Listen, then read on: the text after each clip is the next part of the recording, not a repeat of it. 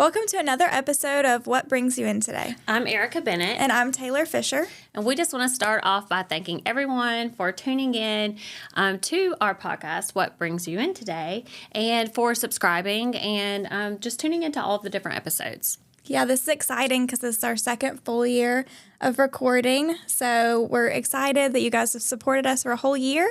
And if you have topics or questions that you want to hear us talk about, you can submit those at sgmc.org/podcast. And today we are here with Anna Scott, and Anna is a dietitian at SGMC Health. And so, Anna, what brings you in today? Well, I've come in to see how the patients are doing with their meals, provide them with information that'll help them in their journey for a better nutritious life, and to take care of the ones that are unable to feed themselves and are critically ill. Yeah, I think when you think about a health system or a hospital in general, dietary needs are probably like one of the last thing that just a common Joe thinks about when coming to the hospital. Like, yeah, you think more about medicine and, getting them well, but you don't really think about how they get fed usually. Mm-hmm. But it plays a big role in a patient's recovery, right? We certainly think so. Patients, a third or more that are admitted to the hospital are considered malnourished by specific kind of criteria. And when patients come in already malnourished, it extends their length of stay, it complicates wound healing, it creates more readmissions kind of thing. Mm-hmm. So it can make caring for the patient harder by all the disciplines that are involved. Wow. Yeah. I wouldn't have thought They say about food that. is medicine. Yeah. Right? I have heard that term before. Yeah. It is. Well, tell us about your role to become, or your journey to become a dietitian. Like, what does that look like? And then how did it land here did you always know, like, in the end, did you always know you wanted to work for a hospital, or kind of what you maybe thought you wanted to work for? No, I kind of I come from a family of teachers, and so I kind of already knew that I might go into a role that was a teaching kind of heavy. But I started off doing more of an international relations, thinking I would go in the Peace Corps and help people help themselves in other countries, build wells or something, I didn't know. But then I had a family member that got really ill and had to deal with medicine a lot. And I then went back and decided to do something in the health field, figure out where I wanted to be in the health field. Quickly realized after volunteering it was not going to be medicine or nursing. But that diet and nutrition and food is everybody's life. Yeah. We've been eating a certain way since we were a year old, or more, so there's just habits that are ingrained from culture and from growing up in a certain community, hardships. And so I kind of went into public health and then added the dietitian license stuff onto it to make it more specific. Yeah. Yeah. So That's interesting. It is interesting. Speaking of like habits, and I mean, eating is something we do every day, but it's such a mindless task, I guess you would think. Like, I don't know that how many people are very mindful about what they're putting into their bodies, what the impact that it has on their health and wellness, and just how they feel overall. Mm-hmm. Yeah, including those of us that are in the field, just being a lot more conscious. Yeah, is a big step. Mm-hmm. Okay. Well, what do you recommend? What's your the easiest thing if you're wanting to kind of change, especially in the new year? We hear a lot about New Year's resolutions, and everyone always wants to lose weight. It's usually their number one goal. But they're not always willing to change their diet and stuff. But what's the simplest advice you give, especially to patients? Because I imagine they're going through a lot of changes already. How do you encourage them and anyone to kind of take their nutrition more seriously? Well, sometimes when you see a patient that has just been through a traumatic experience, which could just be a heart cath with a stent because they had some shortness of breath or chest pain, they can be a captive audience where they're a lot more willing. Or you've got those that are, maybe just not as willing and just want to come in and have somebody give them a medicine and fix it that way. But I try to meet the patient where they're at. And when we walk into a room, a lot of times the patient will look at us and just know that I'm going to shake my finger at them and tell them to stop doing something. And I really try to not give them that satisfaction. Maybe it's my stubborn streak, but I'm going to win you over. Yes. So I try to figure out, well, what are you eating? What do you drink? What do you think you're not doing right? And then maybe what could you replace it with? And more of, let's add a fruit and a veggie, because that's going to help you maybe decrease your sodium intake and increase your potassium intake, which will help that cardiac inflammation. So it's maybe we want to add something or try something new or get up and walk 5 more minutes a day. I mean, these little tiny changes. That makes sense. Sometimes asking, it just asking them what their understanding is something that I hadn't thought of, because not everyone has the same understanding of health.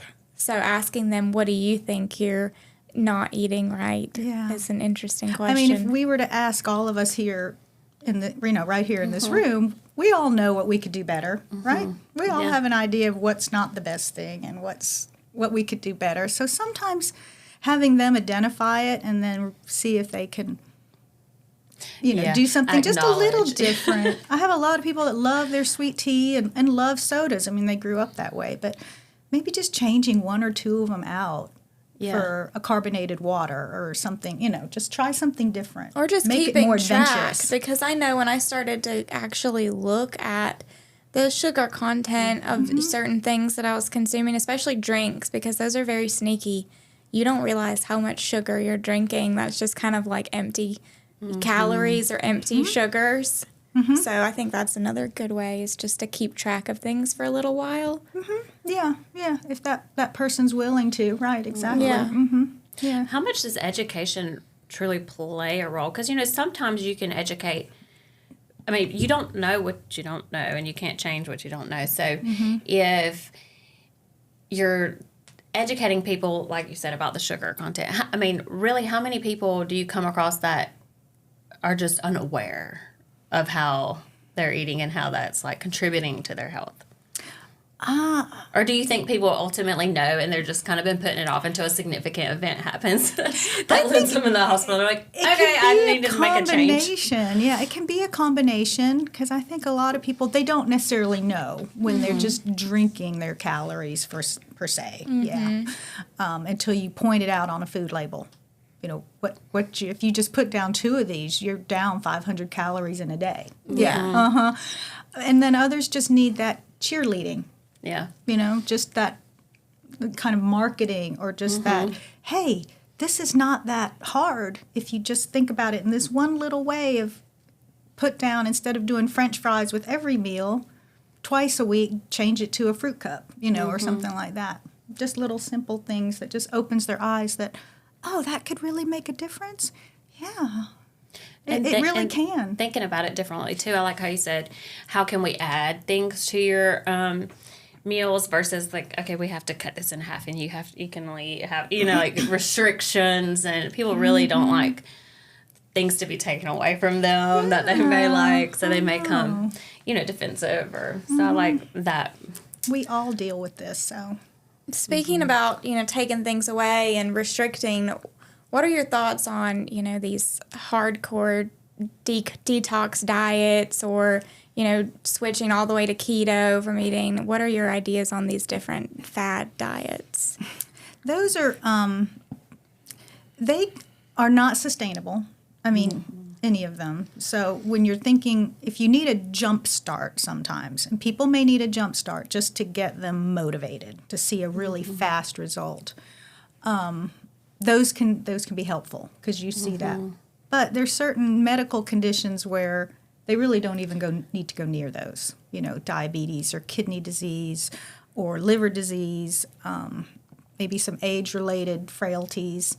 Detoxing, I mean, the best way to detox is just to drink water, drink fluids. But, and put some more, I hate to harp on fruits and vegetables, but the antioxidants in those foods really, that's what they're for. They help to combat what's in our system that might be doing harm.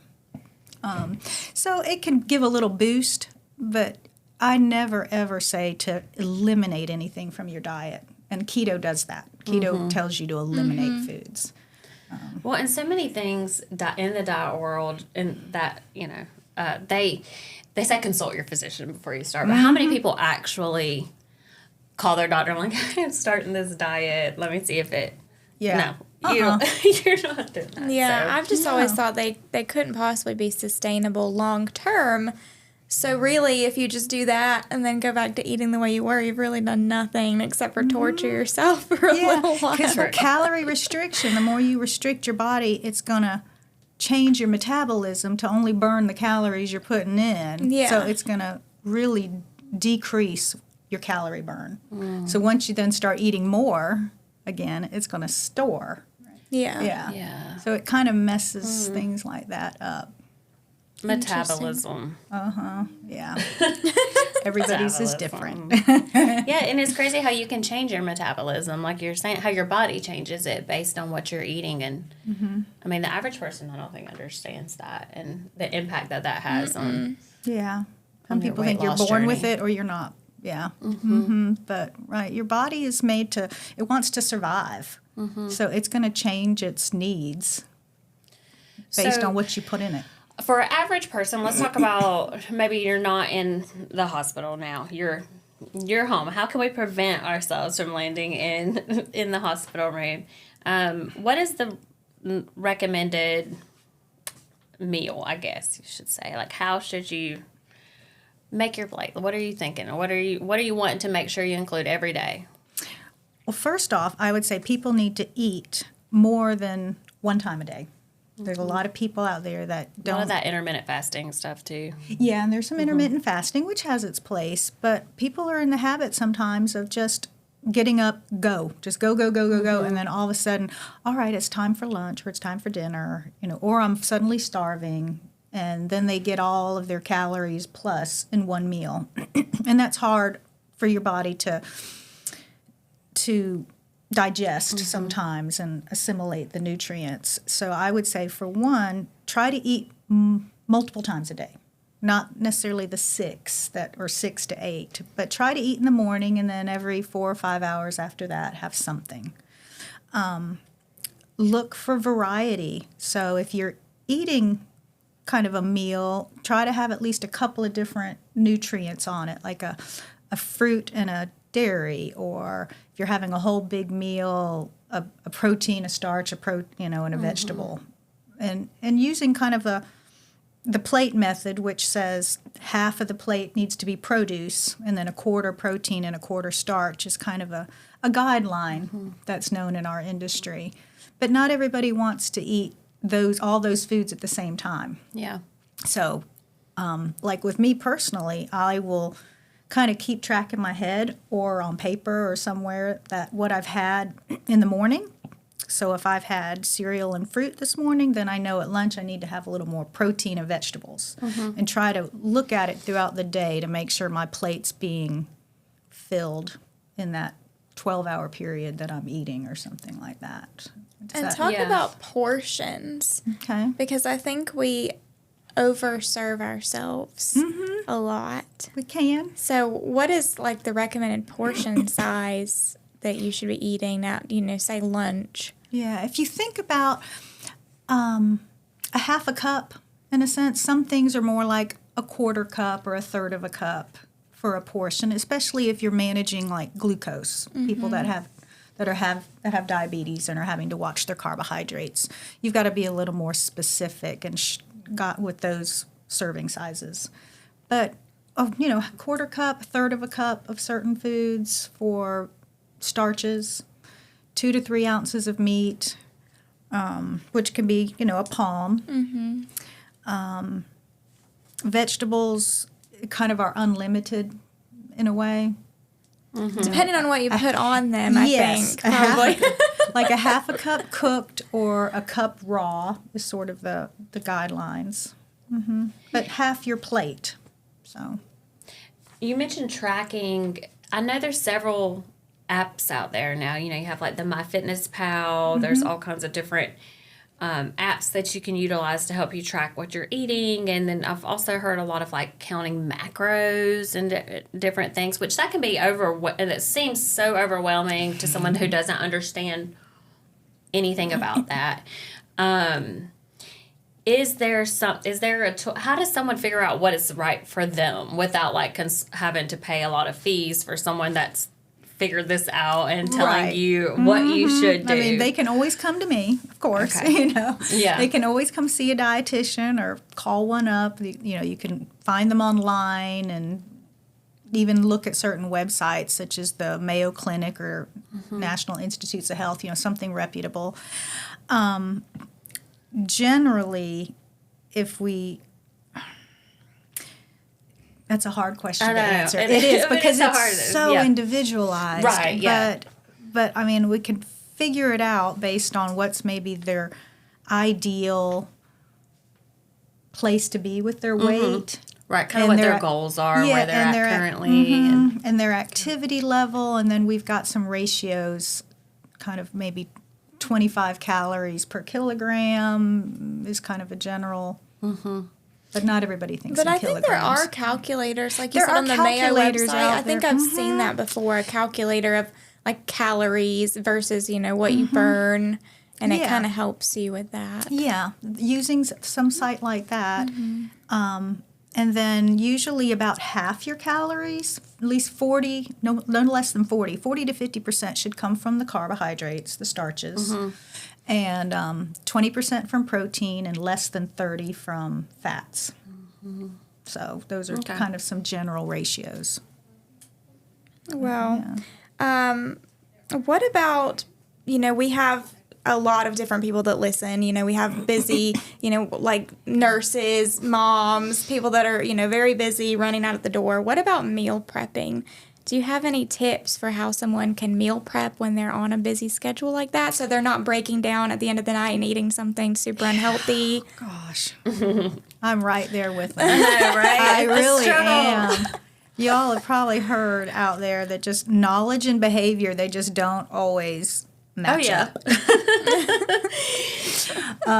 So it's hard. It is hard, and I struggle with that too. When I grocery shop, and I usually try to grocery shop once a week or more, and then I spend a day. We usually all will have at least a day off during the week. Hopefully, I'll try to get some ideas together where I'll have certain things available in the kitchen. Certain things I know I can always grab: apples, carrots, cheese, nuts. Those are just those quick things. Peanut butter and crackers are always something easy to have in a desk drawer. Meal prepping wise, it's good to think about maybe when you're doing your grocery shopping, having a meal or two in mind that you want to have. Like, I'll cook on the weekends, and then we eat some leftovers throughout the week, and then I always have sandwich stuff, salad stuff, something I can pull out of the freezer, a soup.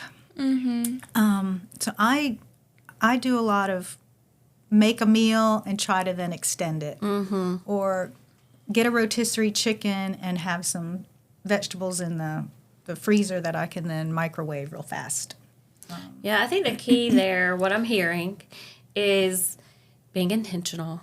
Being intentional about what you're going to make for the week, what you're going to eat, how it can maybe last a little bit longer if it is something that's better for you. But you're having to think, you have to prioritize. You do have to, yes. If you're serious about it. And don't do it when you're hungry. Don't grocery shop when you're hungry. That's hard. It is hard. But having that intention to have a meal or two made, and then always have something that's a go-to, that's a decent choice. Kind of like last night, it was busy for me, and I just was able to make a turkey sandwich. Had the stuff there that I always can just get a quick turkey sandwich in. Yeah, it doesn't have to be some elaborate meal with the meat and that's several sides. kind of what I do. What me and my husband do is we buy, a certain amount of meats, and then we buy all these different vegetables that will go, and we just kind of decide, hey, we'll make this and have leftovers. Keeps you out of the drive-through. Right. And people that are doing drive-through life, that's their life. I'm not going to criticize anybody's the way they have to live, with trying to work and go to school and things. But then having those being able to say no to certain, go for the grilled a few times rather than the fried, or always have like an apple or things in the car that you can have, and then say no to the fries a couple times. So it's that's what I was like, especially if you are at a desk and you to go ahead and buy snacks that you can have that are high in protein, things that are going to fill you up but also be healthy, so you don't feel tempted or you don't find yourself like, oh, I'm starving, and you don't have any good options, so you end up taking the bad option. Yeah, you feel better. Yeah, you feel better. So tell us about feeling better, and when you are eating, is there anything, I mean, what makes that, is it just all the benefits that come with eating healthy? I think some of it is. Some of it, when you know you're making a good choice, you feel better about yourself. I mean, just emotionally. But then getting enough hydration, hydration is big. And if you're drinking a lot of caffeinated drinks, I mean, usually it's alcohol and caffeine that are the dehydrating drinks. So if you're choosing a lot of caffeinated drinks throughout the day, going less caffeinated for one, just choosing a caffeine-free soda is going to help. Just feeling hydrated, you feel more clear-headed. Getting a variety of foods then helps you to hit all those nutrients that you need, all the B vitamins and the antioxidants that help your body fight off inflammation and make you think a little clearer. So, and just outside of nutrition, activity. I mean, if someone's not even ready to make a change really with their diet yet, if they're willing to just do something extra 10 minutes a day, I encourage that. And sometimes then that'll lead to, oh, I've walked an extra 10 minutes and I got a little bit hot. I think water would be good right now to, rehydrate. And then there's two good decisions. So don't overcomplicate it. You don't have to make it. It seems overwhelming sometimes when you're thinking about, I need to change my entire diet. I need to get active. I need to do all this, almost to where you feel like you can't do it because it seems like a lot. Just take baby steps. Yeah, I don't think it's a good idea to make all the changes at the same time. Just go ahead and drink that glass of water. Why add more stress to your life? Yeah. Yes. Yeah. Golly, we got enough of that. But one or two little changes, exactly. Yeah. Make it easy, and then you can build from there. And they compound, like you said, exercising and then wanting to eat healthier. And I definitely see that in myself. And I see the reverse, too, when I'm not active, how I tend to... I just tend to eat worse. I don't know what it is. Well, you're just like, what the heck, I'm already not doing anything. I've already thrown this day away. You kind of get in that mindset. Yes, you do. Yeah, and these last few months, since Halloween, I always say Halloween basically through the Super Bowl. Yes, that is a good analogy because all the sweets and stuff that are around, all the meals, all the holidays. Kind of get in that group and everybody's doing it. So, well, they say that you make your New Year's resolutions, and I think like 2 weeks in, then it's like National Quit Day where everyone has already given up on the resolutions. Is it like this Friday today? I think it's people have already quit. So guess what I did? I'm not starting until after the National Quit Day. That way, I'm not even going to be tempted by that. So I'm going to start. We're going to procrastinate. Yes, there we go. I'll just procrastinate. Well, I decided to call mine goals instead of resolutions. I set goals. Because I don't do resolutions. But I have already set some goals that I'm already on track with. Good. I've been to the gym 4 times this week. Get it. 4 times back to back. So I'm very proud. But it's like you said, building on those successes, I think. So once you're successful at one thing, then you think, oh, I can do this. I'm going to try this other thing. And then I think it motivates you and gives you more confidence. That adventurous spirit kind of, I think it's a curiosity rather than something negative. Let's just see, I feel like I'm a mother, 2 kids, husband, job, doing all the things. And I kind of feel like the last thing I want to do is think about what I've got to eat. Like at the end of the day and even throughout the day, like just feel like I don't have time. And so then I tend to neglect it because Yeah. it's whatever. I've often said I wish I could just take a pill that would like just give me all my nutrients from a meal. Make so you I don't feel have to worry satisfied. about it. And because I'm telling you, any mom or wife on this, the dreaded term when you get off of work is when your spouse or significant other is like, I get that phone call too. For dinner. It's like, are you Is not that an not adult? the most unnerving question you've ever been asked? See, that's why you need to have already meal plan and wrote it on the I know. fridge. Write it on the fridge so they know what's for dinner. My husband doesn't call me, and you better not call me and ask me Don't what's for start now. dinner. We're not No, recommending right. it. And if there are any husbands that are listening, All right. stop that. Or call her and say, babe, I'm making this, or we're going to get this. Because you're going to get, I don't And know, she will love what do you I'm just want for giving you dinner? brownie points right there. Yeah. And now we have we have ideas of how you can even make that dinner. You Yeah. know, bonus points if you make the dinner. If you make the dinner, it's right there in the refrigerator. Or a crock pot or something. So, I mean, crock Oh, pot, yeah. I hear a lot about that. I don't even know where to start, though. Although I know that Get a crock pot. I have a crock pot. Yeah, or an But what do instant pot. I have Yeah. an instant pot that can act as a crock pot, and that's always, I will say, that's where you can get the less expensive, tougher cuts of meats and things, and just cook it all day. And it gets nice and tender, and it's not fatty, and it's healthy, and then you get there and throw in some veggies for those last 30 minutes. Exactly. Good And idea. it feels, This it time of tastes like year, a good, yeah. but you have to get up and get it going. And you got to do have plan. to plan. You got to plan Yeah. that one. A little See, that's bit, my just problem. a That's little why I bit. haven't started the crock pot yet, because I have not been good You at the could put pre-planning the yet. stuff in there the night before. I've done that. And then the next morning, just plug it in and turn it on. Yeah. You might have to cook it a little longer because it might be cold. Right. But I've done that Right, before. like it's put all it in the day. pot and just put it in the refrigerator and then take it out, unwrap it. Yeah, or you go. can cook it all night. And then Yeah, that's true. Yep. I don't like to smell food cooking overnight, though. Yeah, it seems a little yeah. weird in the morning time when you're getting your Yeah. coffee. Oh, but that's You're like, an idea. that roast smells delicious. Then you have it for breakfast on your whole day. There you That's said. kind of counterproductive. So the end of our podcast, I usually ask what people like to eat in the cafeteria or in the spice. So I'm very interested to hear if you ever eat here and I what you have do. to say. So what's your favorite meal that we have? I like I love some beans, like with the Taco Tuesday. I will sometimes get like the taco salad with lots of beans because in my family I'm the only one that eats beans, so I have to eat it here. And then at the Spice, I love their grilled chicken sandwich or just their tuna sandwich on the jalapeno cheddar bread and all the veggies. I make a dabwood kind of sandwich with all the veggies on the top of it. And that salad bar they have in the allspice is amazing because Yes, it has it's so many different things. amazing. If we're talking about color, you can make a very colorful salad. Yeah, make it look like Erica's dress. And make it look, yes, there you go. Way Well, to tie that in there. Those are two answers I don't think we've had before. So it's interesting that we get a lot of different things, and then we have a couple that people tend to repeat.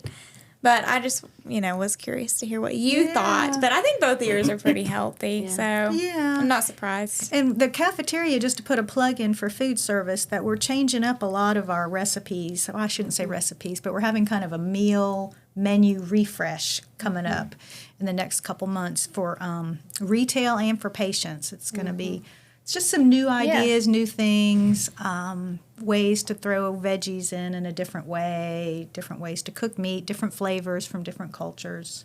We'll see how it and, goes. I mean, you just don't think about that. Again, going back to my very first comment is in a hospital, it's interesting. We have a whole team that work to make it really good, as best as it can be for our patients while they're here and to meet their needs. And that's something people wouldn't really think about. But we thank y'all for all your hard work. And hopefully we Nutrition don't is- have to be in the hospital. But if we do, we know that we'll get... You'll get well taken care of. We want yes. patients to eat and enjoy it. Yeah. Yes. It's not Food- hospital food. It's nutritious. Right, Exactly. Medicine. Food is a recurring theme in our podcast because we ask that question at the end of every podcast. So food services gets a shout out every time. We love it. Well, thank you for joining us today. Thank you for having me. It's been great. Yes. And thank you everybody for listening. Please like, subscribe, rate our podcast, and we'll see you next time. Thank you.